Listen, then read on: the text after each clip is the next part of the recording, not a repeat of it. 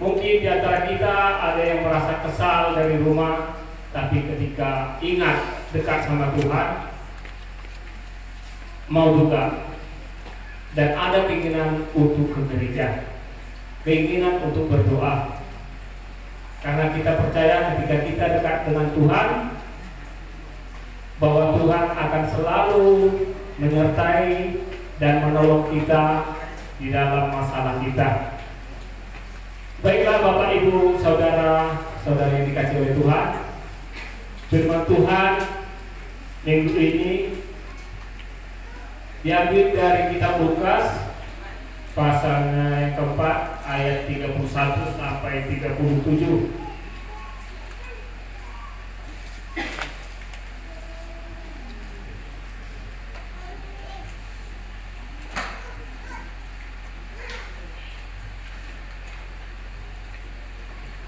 Kitab Lukas, Injil Lukas pasal 4 ayat 31 sampai 37. Saya akan membacakan bagi kita semua. Beginilah firman Tuhan. Yesus dalam rumah ibadah di Kapernaum. Kemudian Yesus pergi ke Kapernaum, sebuah kota di Galilea, lalu mengajar di situ pada hari-hari Sabat. Mereka takjub mendengar pengajarannya, sebab perkataannya penuh kuasa. Di dalam rumah ibadat itu ada seorang yang kemasukan setan, dan ia berteriak dengan suara keras, "Hai engkau Yesus orang Nazaret, apa urusanmu dengan kami? Engkau datang hendak membinasakan kami. Aku tahu siapa engkau, yang kudus dari Allah." Tetapi Yesus menghakimnya, katanya, "Diam, keluarlah daripadanya." Dan setan itu pun mengampaskan orang itu ke tengah-tengah orang banyak, lalu keluar daripadanya dan sama sekali tidak menyakitinya. Dan semua orang takjub, lalu berkata seorang kepada yang lain, katanya, "Alangkah hebatnya perkataan ini, sebab dengan penuh wibawa dan kuasa ia memberi perintah kepada roh-roh jahat, dan mereka pun keluar.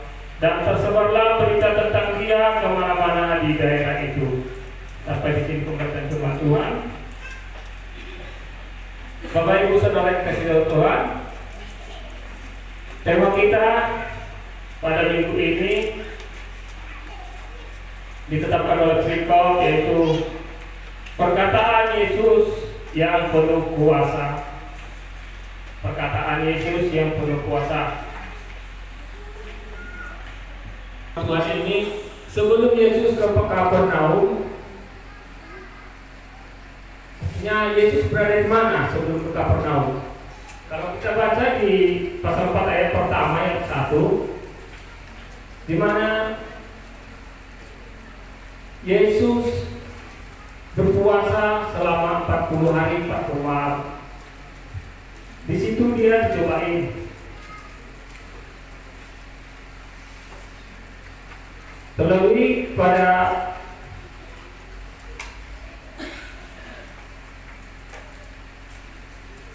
di ayat yang kedua pasal 4,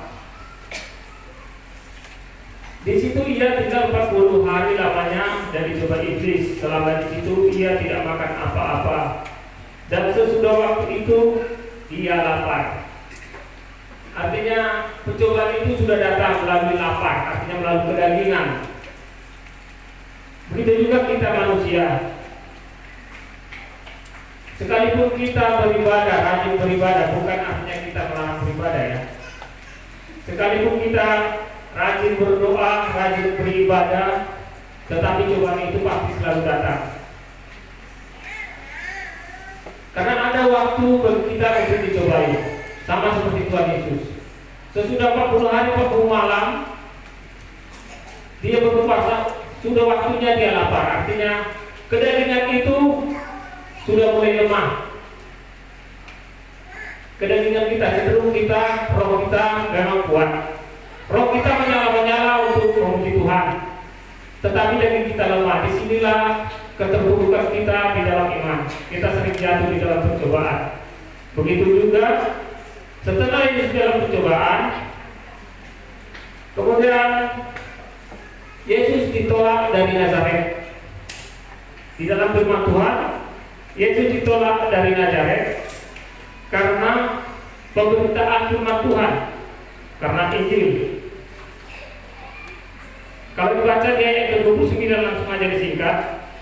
Mereka bangun lalu menghalau Yesus keluar kota dan membawa dia ke tepi gunung. Tempat kota itu terletak untuk melemparkan dia dari tebing itu. Artinya Bapak Ibu, dalam setiap kehidupan kita manusia, kita tidak lepas dari masalah. Bahkan masalah itu cenderung untuk menjatuhkan kita, untuk memvonis kita. Itulah masalah di tengah-tengah kehidupan kita, baik itu di dalam keluarga, baik itu di dalam pekerjaan. Semua masalah pasti tujuannya untuk menjatuhkan kita.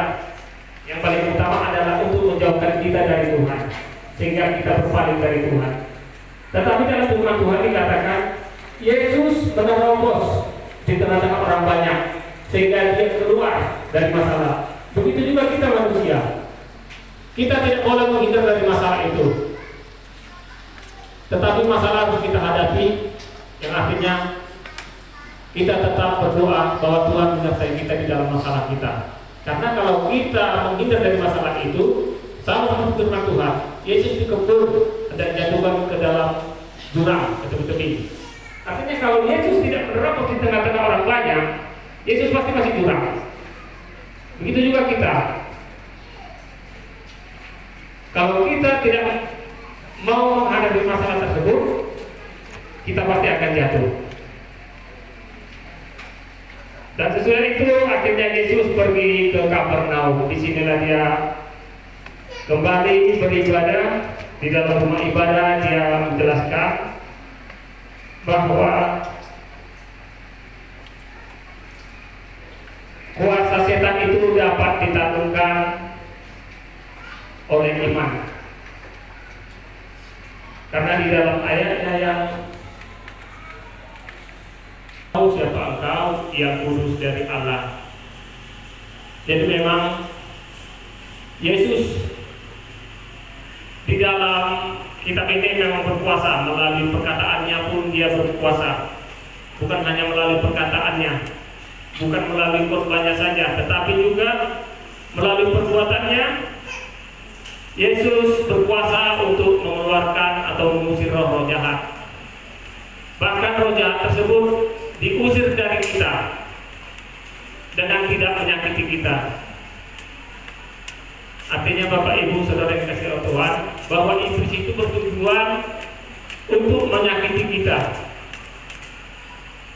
untuk merasuki kita. Tetapi Yesus mengeluarkan iblis itu dari tubuh manusia tersebut dengan tidak menyakiti orang tersebut. Begitu juga di dalam kehidupan kita sehari-hari. Bagaimana kita boleh mengandalkan perkataan Yesus yang berkuasa? Yang kita tahu bahwa perkataan Yesus adalah firman. Firman Allah ini adalah perkataan Yesus, firman Tuhan. Apakah kita mampu mengimani, sanggup mengimani bahwa firman ini berkuasa di dalam kehidupan kita?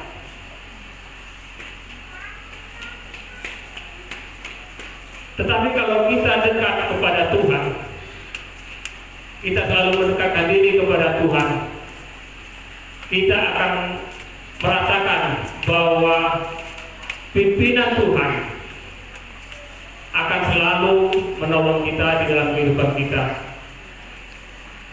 Sama seperti kalau kita baca di Mazmur Daud, bagaimana dulu Daud itu begitu banyak rintangan yang dihadapinya. Bahkan dari orang tuanya sendiri pun Daud dikucilkan. Begitu juga buat anak kami, muda-mudi. Semasa mudanya Daud sangat dikucilkan. Dia hanya ditugaskan untuk mengembala.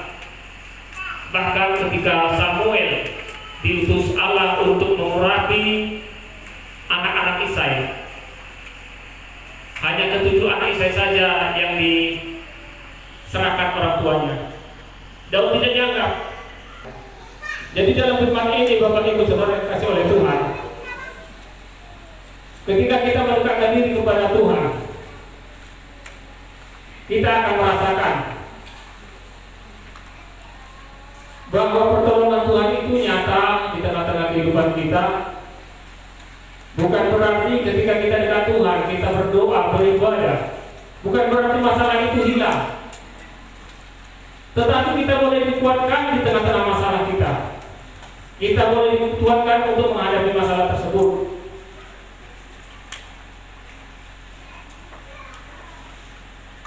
Itulah makanya kenapa kita diutamakan untuk selalu dekat dengan Tuhan, hanya melalui berdoa setiap saat, bersekutu dengan Tuhan setiap hari Minggu, ke gereja, supaya kita benar-benar mengerti bahwa dekat dengan Tuhan itu adalah suatu perisai di dalam kehidupan kita untuk menghadapi setiap masalah di dalam kehidupan kita.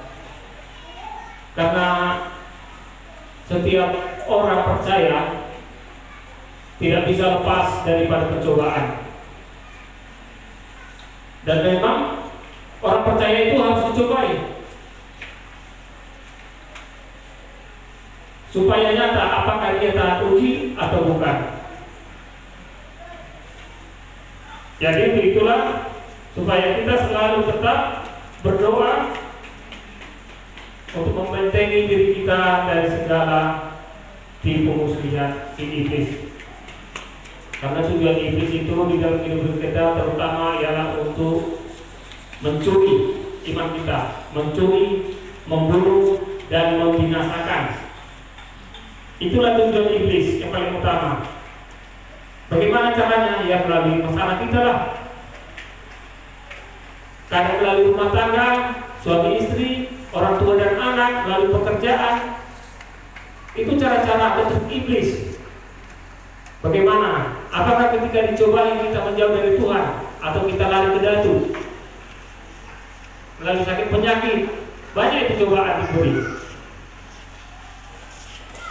Tetapi firman Tuhan berkata, jikalau kita tidak lari ke kanan maupun ke kiri, Tuhan akan selalu menjaga kita. Itulah yang dijanjikan oleh firman di dalam kehidupan kita, bagaimana kita harus tetap menjaga dan menguatkan iman kita di dalam kehidupan kita, terkhususnya selalu berserah kepada Tuhan di dalam doa.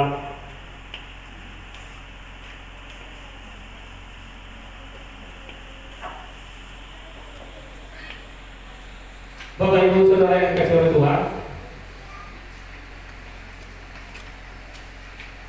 mungkin di tengah-tengah kehidupan kita sering terjadi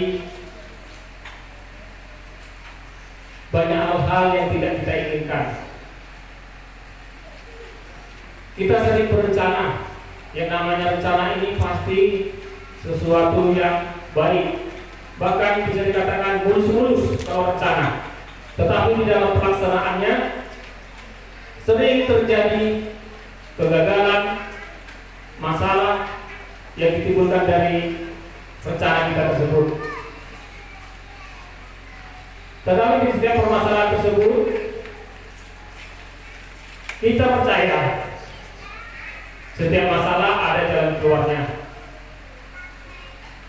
Terlebih ketika kita berserah kepada Tuhan, apapun masalah kita, Tuhan akan bantu dan akan meringankan kita dalam setiap masalah kita.